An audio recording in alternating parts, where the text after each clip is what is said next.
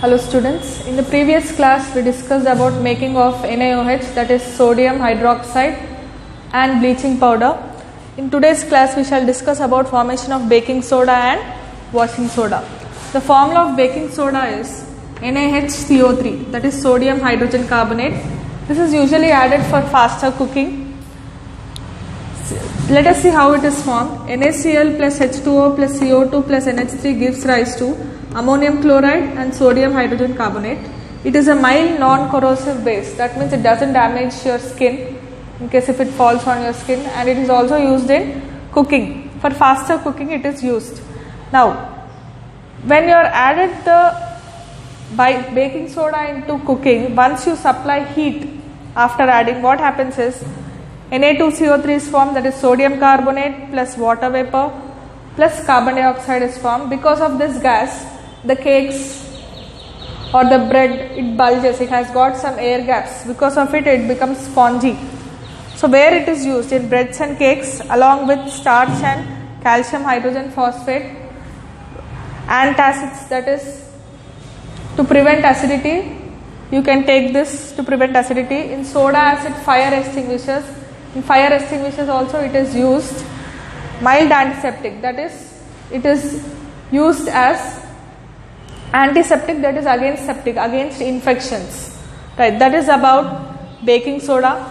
The next soda that you get from salt is washing soda. Recrystallization of sodium carbonate, that is adding water to sodium carbonate, gives rise to washing soda, that is Na2CO3 10H2O.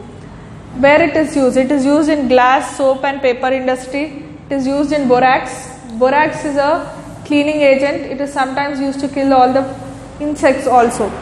It is also used as a cleaning agent in detergents etc. And it is used to remove permanent hardness of water. There are two types of water, hard water and soft water. Hard water is due to presence of certain chemicals in it.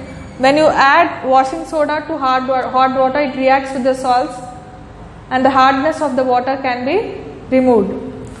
Right, that is about baking soda and washing soda. Next we shall discuss about water of crystallization and plaster of Paris. Our next topic is water of crystallization and plaster of Paris.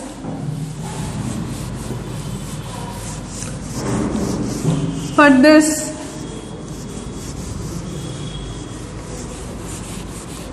we shall do a small activity.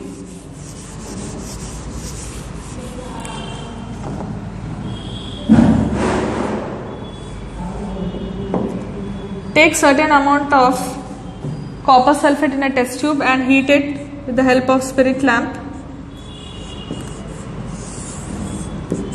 Heat it with the help of spirit lamp. Now, what you can see is, you can observe that certain water droplets come and settle here.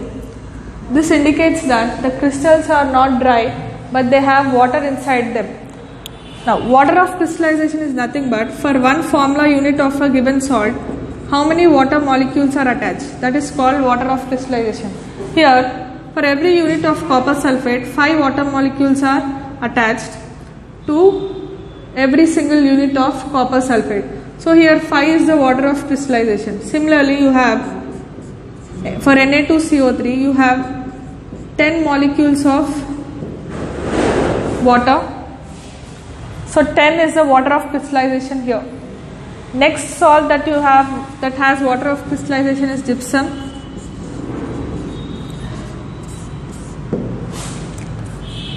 The formula of gypsum is CaSO4 2H2O. On heating this gypsum at 373 Kelvin temperature, you get CaSO4 half H2O is formed. On heating this at the temperature of 373 Kelvin, you get CaSO4 half H2O, which is called plaster of Paris. It is used for making toys, it is used in bone setting, etc. Why it is called plaster of Paris is, in London once there was a fire accident, because of which the wooden walls got burnt. So the king of the France ordered to put a plaster. That plaster is made up of plaster of Paris, because it happened in Paris and lot of mining of plaster took place. This is called plaster of Paris because it was started and used more in Paris.